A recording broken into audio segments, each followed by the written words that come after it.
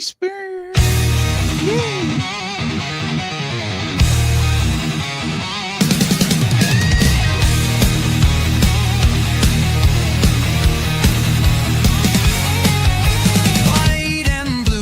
Through my veins, on the pitch where the glory remains, the cockerel stands brave on the crest.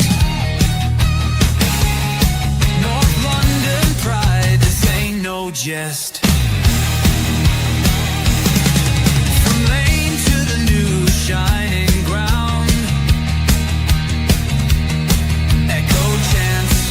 where the legends are found. Heroes carved in the heart of time. We march on through grit and grime. Oh, Tottenham, Tottenham, till I die. Raise the banner, let it fly. Through the rain, through the fire, this is my club, my only desire.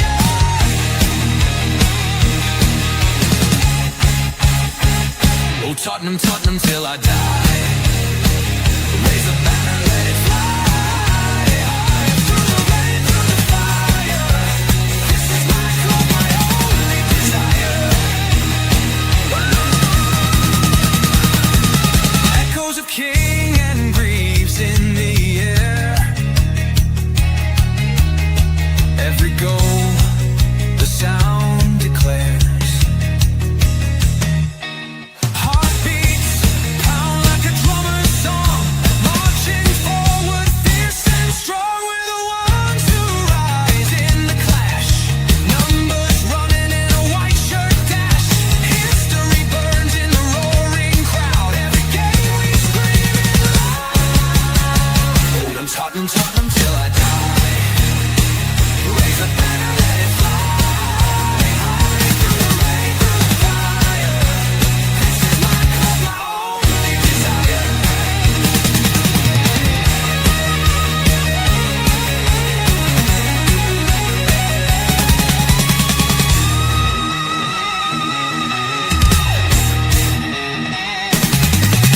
We're the ones who rise in the clash.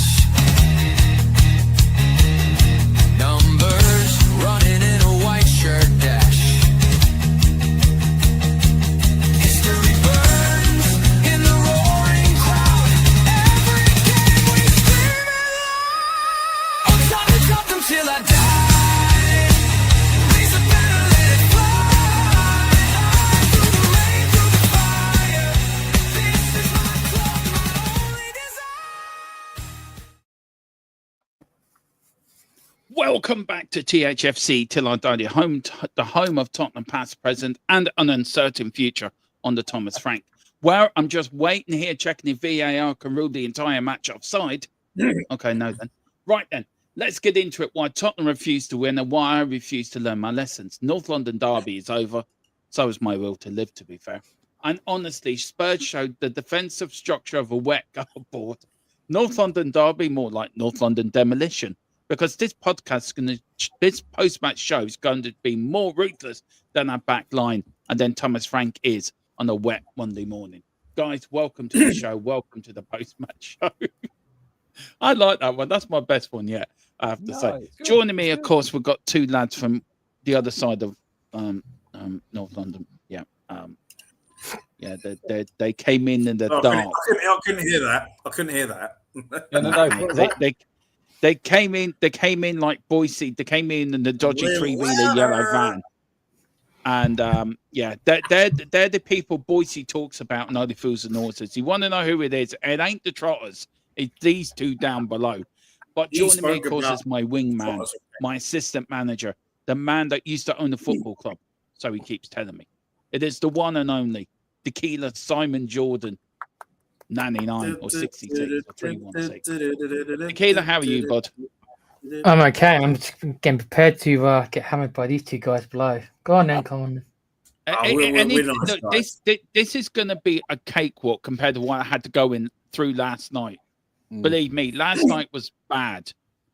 Last night was twice as bad. But of course, joining down the two gentlemen of South London, of course they are.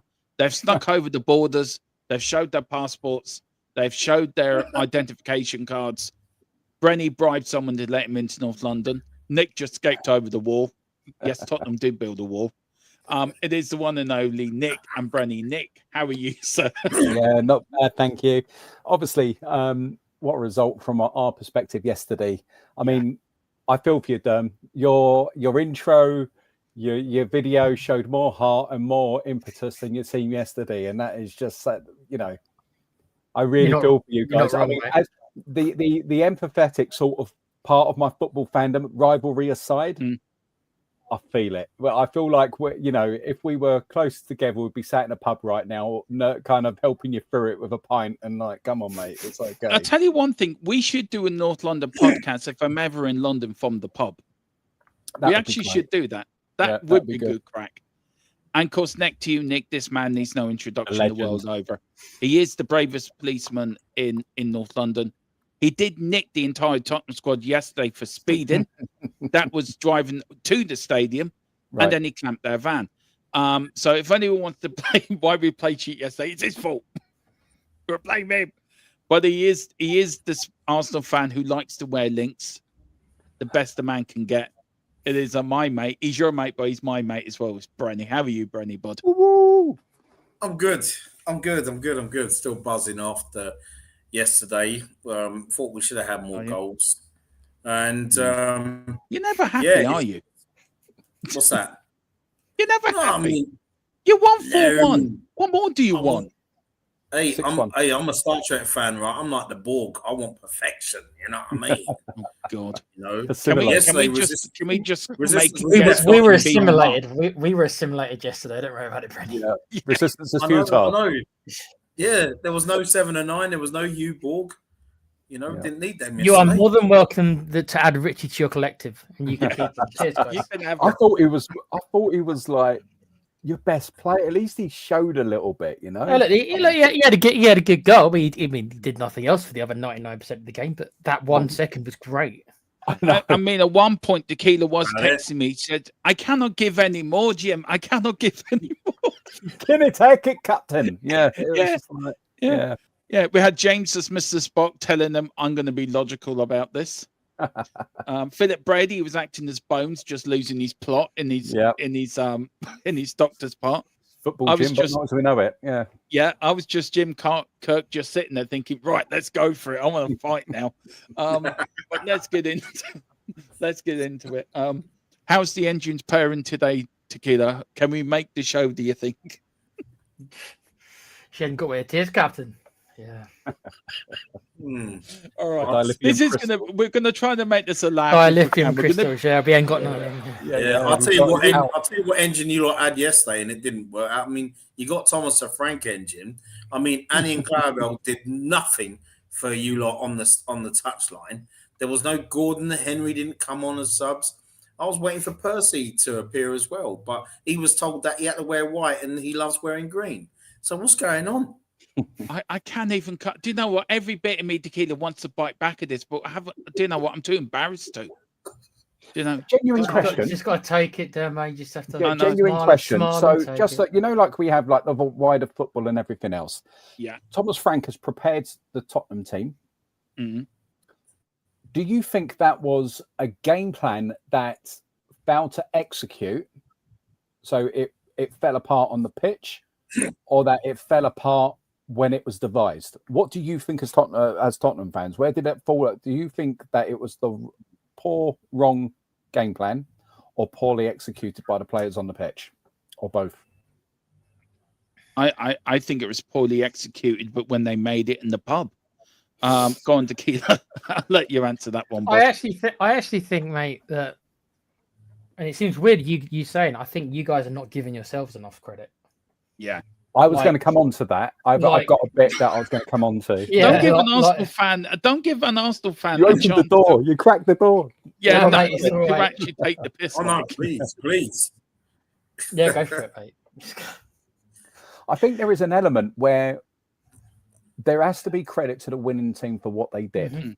And I think it's always easy to beat on the loser, rather than acknowledging the strength of the victor as such. And I think when you are a Tottenham team and your form has been up and down the last, 2-2 with United, you beat Copenhagen convincingly, you was turgid against Chelsea. There's another result where you just narrowly lost. And when it's up and down, you can't be confident. I don't believe you can have true confidence on the pitch, right? It's something that snowballs. And when you're coming up against Arsenal, I think for you guys, you're robbed of that. You're not allowed to, as our rivals almost, you're not allowed to park the bus and double. I know you had 7 defensive players, don't get me wrong, but it wasn't the low block we've been facing all season, Bren. Would you say that? Would you agree with that? I agree with that. I agree with and that. I think it's like, Tottenham, we've got to go and play them. And you came with a half truth. You didn't quite park the bus, but you didn't. You were very defensive, if that makes sense, and you tried to play. And I just think what we executed, we done really, really well. I think we just done all of our bits well. And I think that was just, I know it's Derby Day, and I've got to say, hands up, I feel Tottenham in this past 24 hours have come in for more stick than the performance United turned out against City. Yeah. There was, nobody raised that. None of those United players looked like they believed they could win that match and put it about. They completely surrendered that game, and radio silence. And here we are with Tottenham, and it's the manager's got to go and rah rah rah. And I think sometimes, you can lose a game, and sometimes you are well beaten. But that is kind of the reality of the situation. Arsenal built over 4 years, 5 years, 6 years to be in this situation.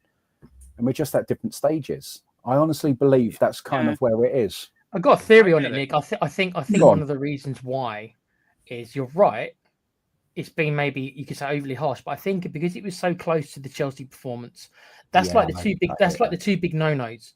Yeah. Like the only other one I can think of is West Ham. Those are the 3 teams really for us, right? If you don't try in those 3 games, it's real bad. And the fact that there's that twice in a row now, XGs of 0.05 against Chelsea and ever so slightly better against you, both pathetic, both records for us. So it's not as simple, I think, because of that. There's so many different factors. If the Chelsea game would have been 6 months ago, maybe that would have been different. It's a couple of weeks. They're so close to each other that it's just all kind of come together. So that I think it's kind of built on each other. I think that's my theory anyway. To try. I think you missed Madders yesterday. Yeah, we did. We missed Madders. We missed Kulu. We did miss a lot. Talk about XG. Our XG was 0.12 against Chelsea. It's now been rounded up because I think they're sorry for us. So but being Tottenham, these are the stats from yesterday. I mean, you did batter us all over the place. I mean, Tequila, look at the XG from yesterday. I mean, you take that dot out there, Tottenham are actually 007 with James Bond of North London. I mean... It is pathetic. I mean, it is pathetic.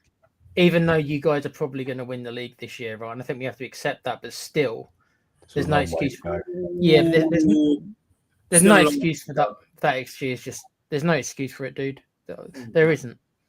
There's no excuse for it. 57.4% Arsenal, 42.6% for Tottenham, 17 total shots for Arsenal, 3 for Spurs, 8 on target for Arsenal, only 2 for Tottenham. Richarlison's 1. I can't remember the other one, to be fair. There was 7 a shot from the edge of the box on the left-hand side and straight at the keeper. I missed that one. One of your subs, I think. Was it?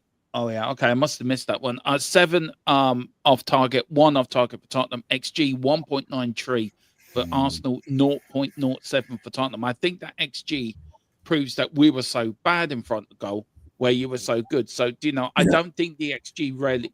I think, if anything, the XG shows how bad we were in that game, if you're looking at the stats. Other bit of stats we've got here: passing 448, 81% for Arsenal, 330, 76% for Tottenham, 70% tackles for Arsenal, 12, 57% for Tottenham. Aerial duels, 15 for Arsenal, 14 for Spurs. Distance covered, 112.16 kilometers for Arsenal, 103.53 kilometers for Tottenham. And this one really gets me. Yeah. Touches in the Yeah. opposition boxes, 27 for Arsenal, 4 for us. I mean, Pathetic. that's dreadful. Pathetic. And the last bit of stats before we go back to that one. Oh yeah, Mhm. sorry, where is it? Is at the end here. This was our worst stats game for 10 years. Wow. We have played 392 Premier League games since the start of the 15-16 season, and yesterday was our worst stats in a Premier League game for 10 years. Tequila, I'll start with you, bud. I don't know, to get the Arsenal lads. I mean, that is just damn right disgusting, isn't it? Yeah, and like I said to Nick, it's like you're combining that with the Chelsea results. I mean, Yeah. Even though I'm not quite on the Frank out chain, I can't. Come and join me. It's lonely here. Yeah, I can't. I can understand why people are, because we've gotten rid of managers for less. Not the answer anymore. Yeah. Like Nuno, Nuno is the biggest comparison, but Nuno was more or less gone by now, Dermo. So what's the difference? What's the difference this time? I'm not saying I want him out. I'm trying to work out why are we giving Frank more patience than Nuno when I think they're very, very similar in what they did in their careers before Spurs. They're actually quite parallel. They're quite similar. Why are we being more patient this time? Because because we had a worse season last year. Is that the reason why? Probably. But look, the one thing is Thomas Frank under severe pressure. I mean, look, is this the first real red flag of his era? And I'd like to get your guys know. I mean, I'll start with you, Nick. I'll go around to Tequila. I go last if that's all right, bud, and then I'll do it the other way around for the next one. But Nick, is this the first? I mean, from Europe, I know you're an Arsenal fan, but as a football fan, you take your Arsenal fan off. Is this the first real red flag of his era? I think it is.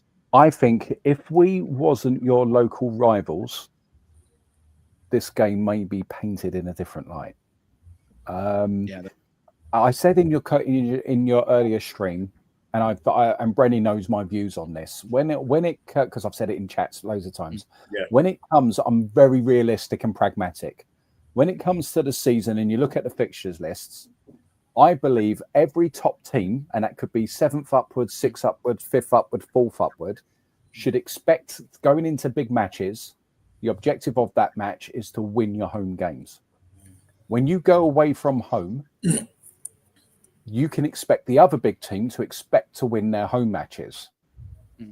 If you get a draw away from a home, you've done your job because you've denied them the extra 2 points and you've gained a bonus point. If you lose, I would say that's par for the course. If you win, you've been exceptional. You've done more than you should expect. You've gone out there and you've got 3 points at the home of a big rival. This is just being really pragmatic. Yesterday, I didn't have that down as a 1 point game for Tottenham fans. I had that down as 3 points for Arsenal. I believe that Arsenal should have won that game. I think Tottenham fans, if you switched it out for another club, they would have said 3 points for Arsenal. And if you took the form of Tottenham and deleted Tottenham from the table and wrote in another name, whatever club you want to pick, going into that match, I think you would say that's 3 points to Arsenal. I think it's the manner of Arsenal's dominance that irks more than, well, no, because the result, let's face it sucks arse losing to your rivals. But I think it's the manner of Arsenal's dominance that hurts as much as the defeat.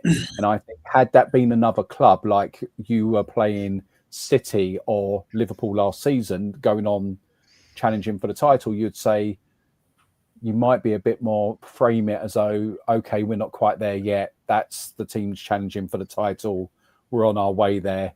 Man, that was an awful percent. We've got to turn up in these games. I think you'd be slightly, but because it's Arsenal, it accentuates everything. I don't know if I've answered your question there, but I've tried to. I think you have. I mean, Brenny, look.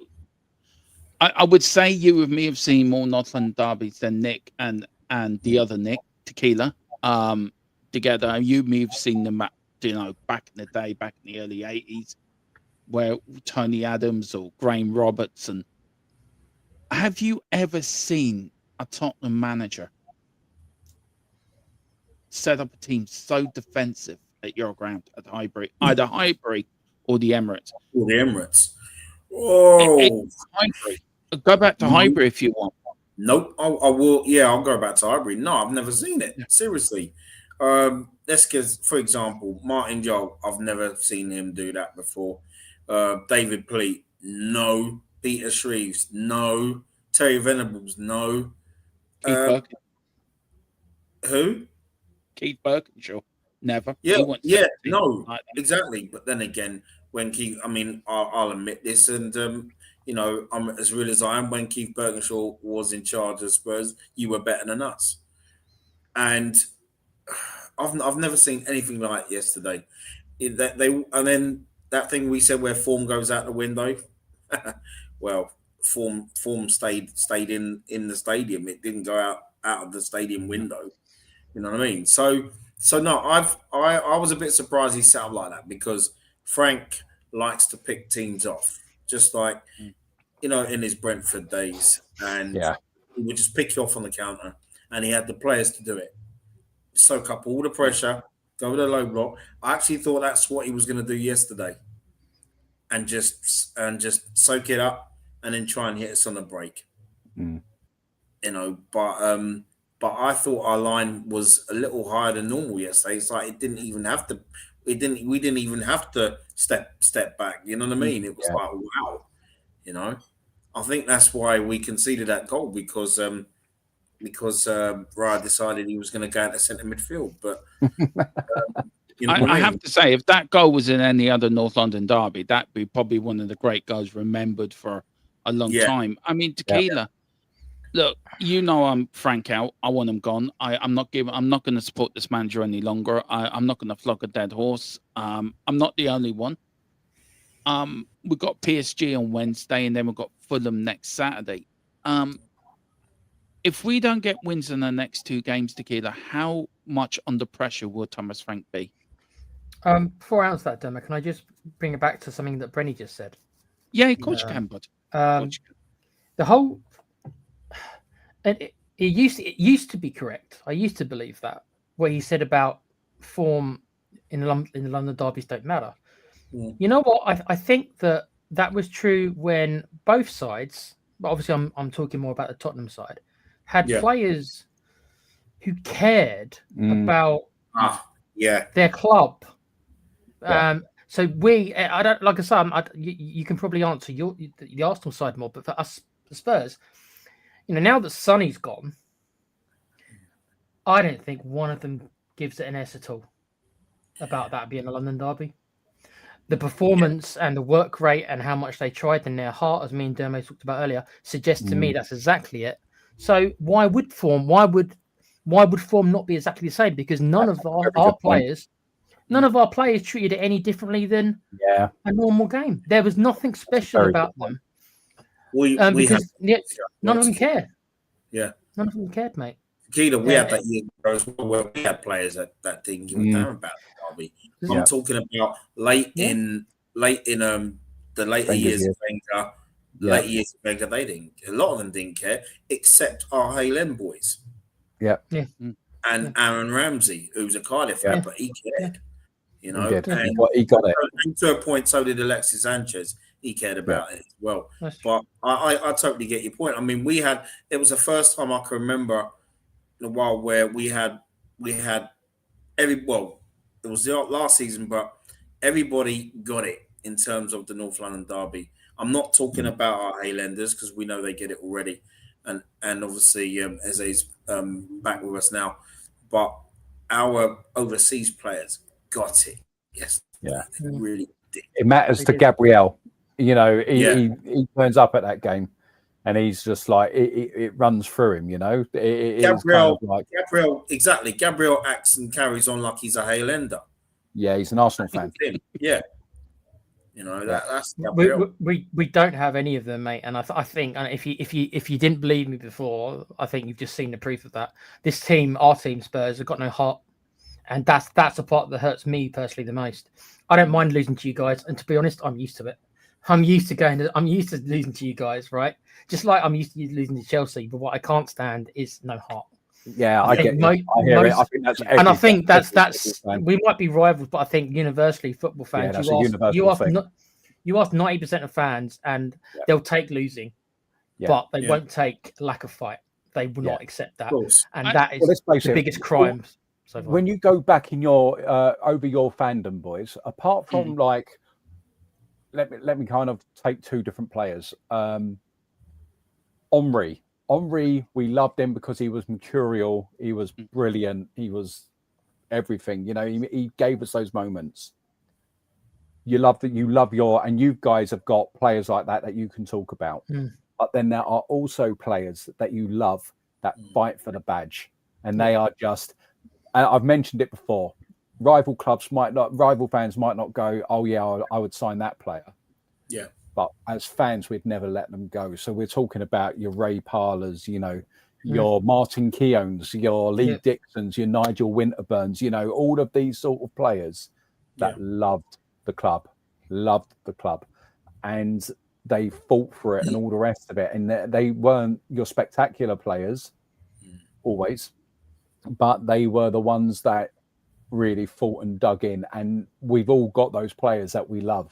And I think it's important that every squad, when you're going out there and you're putting a squad together, particularly this is what I feel like, I think Takeda's absolutely spot on.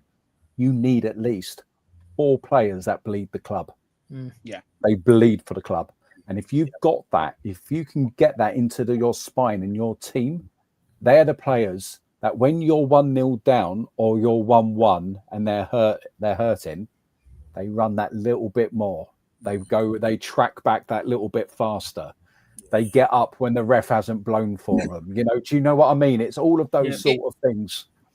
I think it's down to recruitment. Yeah, it's absolutely. down to recruitment, isn't it? And we haven't been great at recruitment. Because on paper, I respect your squad. It's like the United squad. I respect the United squad. It is just the right system with the right mentality can completely transform both clubs. I mean, it's I get what you're getting there. Can you making some good points? It's recruitment, isn't it? I can't remember. I don't know if Tequila can. Well, no one. I can't remember a player. It's saying the last 10 years that would bleed for this football club. I rarely can. I have to go back to the 90s, back to Paul Allen or like a David Howes or Steve Sedgley. I don't know. Kane, but Harry Kane I think Kane and Son. Sonny would. Those two. Kane and I think Dermo's a little bit harder on Kane because Kane wanted to leave, and I think that tarnished him a little bit in a lot of fans' eyes. But overall, I think he cared. I think Sonny cared. I don't think any of these guys care. I think Sonny cared more than Kane, to be fair. Maybe so, but so that's 2. But I can't go much further than you, Dermo. You know who's somebody who cared a little bit, who we let go, who wasn't great for us, but at least he cared? Oliver Skip. There you go. Yeah, he did. He actually did. He did. I have to go back to the 90s and 80s to find players like the Ray Parlers, like the Steve Bowles, like the Lee Dixons, like a Graham Roberts or Paul Stewart. He cared. Even Gazza cared. Gazza, he cared about Tottenham. He bled for the club. I mean, my biggest time supporting Tottenham was when we beat you lot in the semi-final of the FA Cup in 1991, when Gazza scored that, stopped you doing the double. Yeah, okay, you won the league that year, but we won the FA Cup and we stopped you doing the double. We were the leading winners of the FA Cup when we last won an FA Cup. Who's leading it now? You guys. Yeah. With 14. I think you're one of the top 2 or 3. Yeah. But it's recruitment. You look at, wasn't it the other day, Tequila, it was mentioned about when we appointed Mourinho and you appointed Arteta around the same time. And you look at the money that's spent. And if you're ready, it's very even. The amount spent, the actual transfer fees, maybe not the wages, but the actual amounts on transfer fees, not that big a difference. There isn't actually. If you have a look at that over the Premier League era, I think Tottenham has spent more money than Arsenal. Yeah. So it's got to be when you turn around and say, well, what is it? What is that? That kind of money alone doesn't do it. No. No. It's got to be. 'Cause I think it's not only because we've all signed up. You know, like United. I'm sorry to keep going to United as the example, but they've signed Xerxes and this, that, and the other. And sometimes that player isn't a rubbish player just because they're not working well in your team. I've defended Arsenal players with this same thing in Arsenal chats. Sometimes it is just the right system, the right stage, the right moment that unlocks a player. And I think in the wrong environment and the wrong dressing room, like Torreira, do you remember our Uruguayan midfielder Torreira? Brilliant player. I felt like if he joined Arsenal in the Arteta era, he wouldn't have left Arsenal. He would have settled. He would have fought, and all the rest of it. Do you agree with that, Bren? Well, I think he could have still left. I reckon. Okay. Maybe if he was signed in 2020 or 2021, yes. But if he was signed in 2022, 23, I think he'd still be with us now because I thought he was an important player. And it's just the atmosphere in dressing room, isn't it? Yeah, it was something like that. But I think it's sometimes like William. I think it's when you walk into a dressing room and it's like, no, this isn't right for me. This isn't focused. This isn't. This is maybe a bit toxic. This is kind of divided. I think it makes it hard to settle. And I think our environment for all of us to feel confident and thrive and perform is very, very important, especially footballers.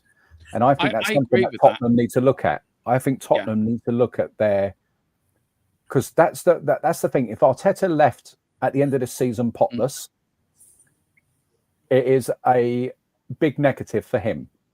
However, the stuff that he has done from where we were to where we are now and how he has given the club meaning to the players is what a lot of teams in the Premier League need to do.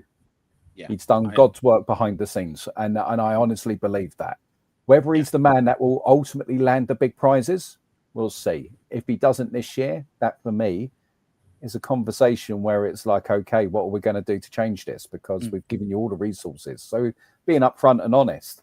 But it is kind of a case of I do believe the environment and the purpose has to be right. I think that's what you guys need to focus more on.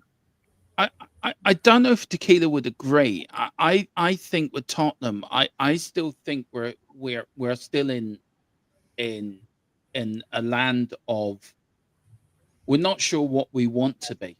I think we're still very confused identity. Who do Tottenham Hotspur want to be? Yeah, we've got this Tottenham way of playing. Do you know what I'm getting, Tequila? We've got this way of playing where fans like me, the older generation of fans, will want to see Tottenham play the Tottenham way. The younger generation are coming here to say we want to play how football is played now. And I think it's a clash of cultures. And I feel also Tottenham's recruitment has been so bad over the last sort of 8-9 years. We've sacked so many managers. I think it's right. You stand by a manager, you stick by him through thick and thin, you give him the money and you let him do it. I just don't think Thomas Frank's that manager to build the team behind. Tequila, what do you think, bud? Where are you on it? And then I get Brenny and Nick view on that. I think Enoch, unfortunately, I hate to rabbit on about Levy, especially since he's gone now. I think they are the cause of it because I do think the leadership filters down from the top. Yeah, absolutely. I don't believe in. I'm not that superstitious guy. I don't believe in stuff like curses and stuff like that. For what others might call curses, I just call bad leadership.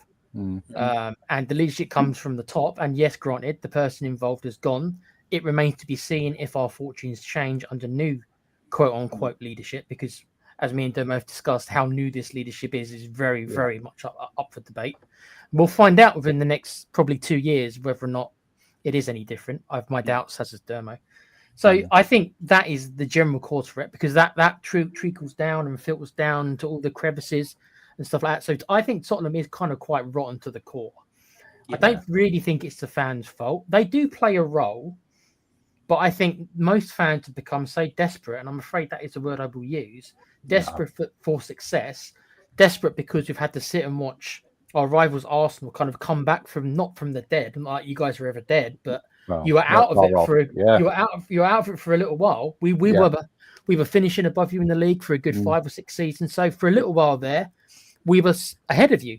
Yeah. And then you guys have come back around and kind of nearly gotten back to your past glories. Not quite, because you haven't won the title, but you're challenging again.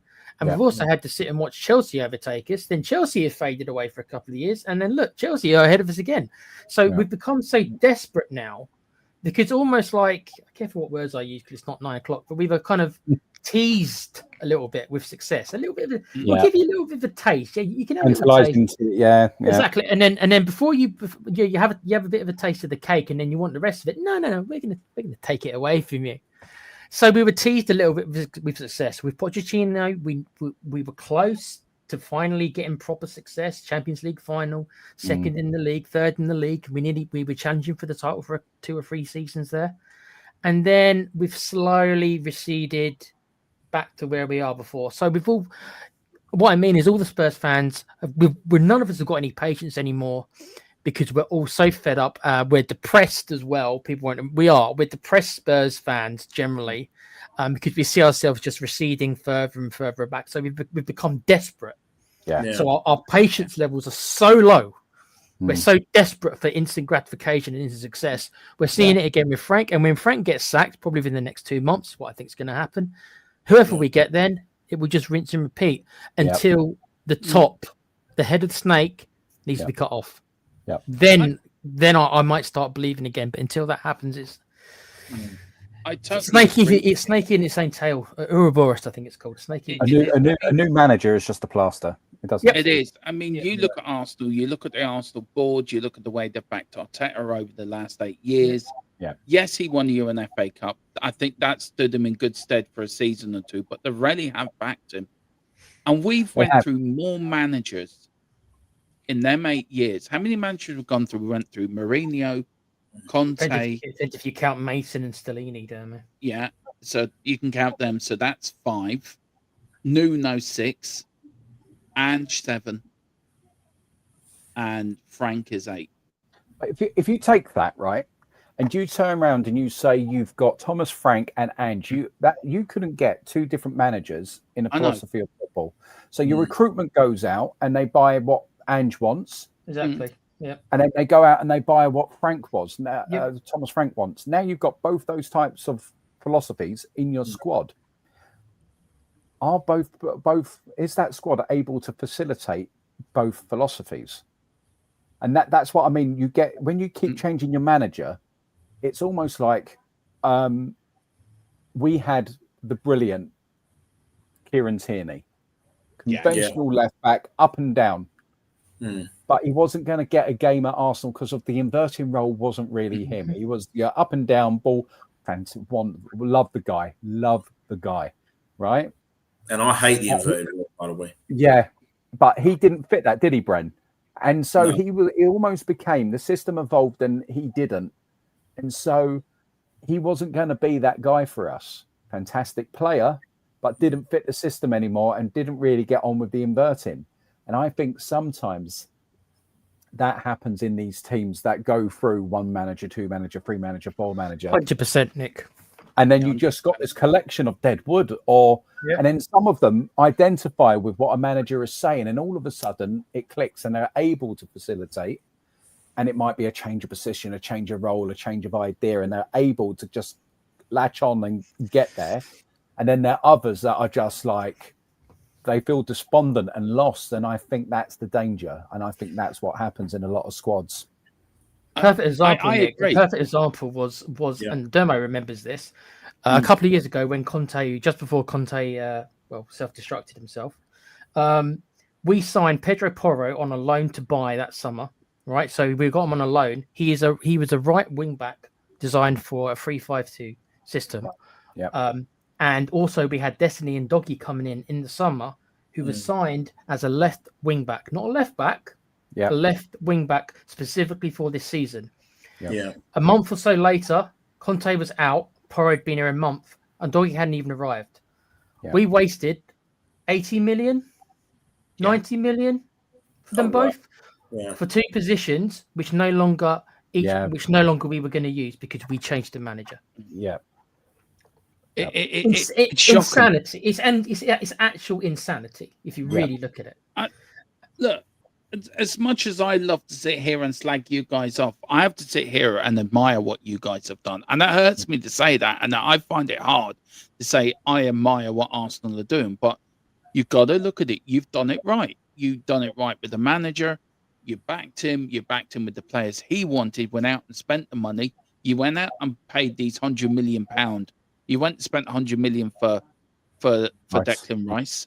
You went and spent 80 million on this player, 60 million on that player. You overspent. You've spent a lot in the summer windows. You look at this last summer, you look at Eze. We diddled around Eze. We could have got Eze. Yeah. We diddled around a bit, and then suddenly it goes to you lot. Do you think yesterday's North London derby, it's a yes or no answer to this question, but something that was in my head. I've got 2 points to it. The first point is, do you think Eze was the difference between Arsenal winning and Tottenham losing yesterday? I know he scored a hat-trick, but if you think of the player who Eze is, do you think that's the difference yesterday, quality-wise? I think it's more complicated than that. He was Probably. he undoubtedly had a good game, and he was composed in key moments. So from away, you could very easily go and say yes. And if this was banter season and we wanted to poke the open wound, we'd be like, "Oh, you didn't sign him. Look what happened." Why don't you? Me and Tequila are waiting for this, aren't we? No, I'm just No, not that go guy. for it. I'm not that guy. I like to talk football without having to. I used to be that guy. And I think it's just like the whole thing that went right for Arsenal was like a million pieces were put in place and it worked for us yesterday. Do you know what I mean? It's more than just one thing. Eze might have been the tip of the spear that worked yesterday for us, but the positioning he was taking up, the way that Marino was dropping off more like a false nine into midfield and all the rest of it, the other things that was working around that was more than just Eze. The way that Timber and Saka and that right side, oh my gosh, and how that was working and the way we was working the ball, it's more than Eze, but he was just, he really clicked and he was the focal point on the day. On another day, that could have been Trossard, that could have been Saka. Exactly that. I was just about to say that as well. If Eze didn't score with that hat-trick yesterday, I still think he would have been involved in our goals. You know what I mean? I still think he would have had a couple of assists. Yeah, we would have definitely, found 2 or 3 goals in us, really. And we were missing key players. I mean, no Odegaard, no Gabriel, no Gyökeres, no Havertz. I'm so excited to have Havertz back. Really ridiculously so. I'm so excited about what Eze and Havertz and Gyökeres looks like in the same team. There's so many different blends we've got coming. And I think it is, if you said, right, Nick, you're in charge of Tottenham, people have got to go and do a hearts and minds with these players and say, why are you here? Is it money? Because you can earn money anywhere. And it is money. And you've got to remind them that you've only got so many years of your career. Yeah. Don't you want to win things? Don't you want to look back and say you achieved something? And I think that's what it needs to happen. It needs to be on that level, and that all needs to be unified and pushed in the right direction. And if you think what Thomas Frank done with Brentford, why can't he do that with your club? I just think it gets to each point that you hire a new manager and it's like, we've got our new saviour. This is going to be it. And then indefinite, there's going to be the teething period where it's the old squad has to transition to the new ideas. Then you get injuries that really, I mean, Arteta hasn't been able to play his attacking football that he has wanted to play this year because of our front line injuries. And I think there are things in your midfield build-up that Thomas Frank hasn't been able to execute yet. Losing Maddison and Kulusevski, they are 2 big misses for you, and how you transition the ball. Yeah. And I think you've just got, I think you've just got to, it was like with Ange, you went through all that pain for all that time. He gets you, you land that trophy. was it the right? Do you know what I mean? Was Yeah, it like? Do you know where I'm going? You go through I do. that period, and it's almost like stick with it. Just see where it goes. One more year, and it's always that death by hope, isn't it? Yeah, one more, one more. I mean, with that, we're in the same place with you with Arteta. Yeah, I know. We're so close. We're so close. We can touch it, feel it. And when I was hearing Tequila talk, Bren, we're no different, are we? We're just in a different position. We're in first and seconds, and we're in the exact same position. We really are. I think with Ange, I do think with Ange though, I think his course had run. I mean, Tequila would tell you. I mean, me and Dermo are quite different on the Ange stuff. Yeah, and it is quite funny with Thomas Frank. Me and Tequila have turned 180, where now I'm in Tequila's place and he's in my place. That I'm done with Frank. I think he needs to go, and Tequila says no, he needs a window. It is funny how football can turn its head. It is, isn't it? Yeah, it is. It is. I get you though. I get you though, Dermot. I really do get you in that sense. But then I look at it as well, and I'm thinking, well, one, you've got the players, you've got a squad to prop up the table. I don't think you won't be 17. Yeah, exactly. Bobby's club. But yeah, so you've still got the Champions League. You're unbeaten in the Champions League, aren't you? Yeah. So there is that. Yeah. Well, that's just a tough. That's a tough game anyway. That's just a case of turning up and getting beaten. Guys, look, we are going to end off this stream. I got one question left for you guys. The 21st of February, it is the return. So hopefully you guys will come back on when we do the pre-match. Oh, absolutely. I'll take my minutes if we've been beaten. Yeah, 100%. I was thinking, why is that date up there? I thought that was your birthday or something. No. It will be if they win. No, my birthday's on the 5th of February, so that will be an extra late thing. I just want to bring up very quickly what Thomas Frank said yesterday about the derby. He said, what disappointed you most about the derby's performance? Where I should start this, of course, hugely disappointed that we didn't perform better in the game against Arsenal, our biggest rivals. I can only apologise to the fans for that. I'm very confident on Friday when we spoke that we would be competitive today and weren't over this 90 minutes. We tried to come here and be aggressive and press high. I don't know what you're aggressive and press where. I don't know what you're watching. And in spells, so the Grafton, we didn't succeed with that bit. We didn't manage to get near enough them in the situations. And then we had Vicario come out as well. It says, Vicario, a member of the Tottenham Hotspur leadership group. Now, Tequila, you have a problem with this leadership group. I know you do. That will be... Yeah, you need to be a leader, firstly, to actually be in the leadership group. We have no leaders. So that's a problem right there. Yeah. Me and Tequila are going to do a video on this, by the way. Basically, he's apologizing again. I don't want to hear their apologies. I've had enough of it. I want to put it to the end, to the back of my mind. The North London derby's done. You won. Congratulations to the pair of you down below. Go and collect your silverware in May. Me and Tequila will be sitting crying in the corner of North London while you're having your trophy parade. One quick question. We all got Champions League games this week, guys. So we're going to just end up on that. Score predictions. Tequila, we've got PSG away. What's your score prediction for that, bud? 3-0. Where's your score prediction? Where can people find you? 3-0 to PSG. That's me being generous. You could easily double that. You can find me at the Play Pouch, where me and some other 40-year-old nerds play video games. South Park coming up this week. Cheers. Yeah. No problem. Brenny, you have Bayern Munich. What's your score prediction, bud? And where can people find you? 2-1. 2-1. I think we'll win 2-1. Yeah, it won't be easy. I think I'd say 2-1. And yeah, you can find me on my own channel, of course, Brenny K74. Like, share, and subscribe, please, to me, and like, share, and subscribe to these legends here. Always have an amazing time every time I come on here. And you can find me on X. You can also find me on Instagram Threads, and I've been doing a little TikTok as well. So you can also find me on the Football Takeover. Football Takeaway, a great channel, a brilliant channel, the Football Takeaway. Sorry, Takeover. Nick, me old mucker.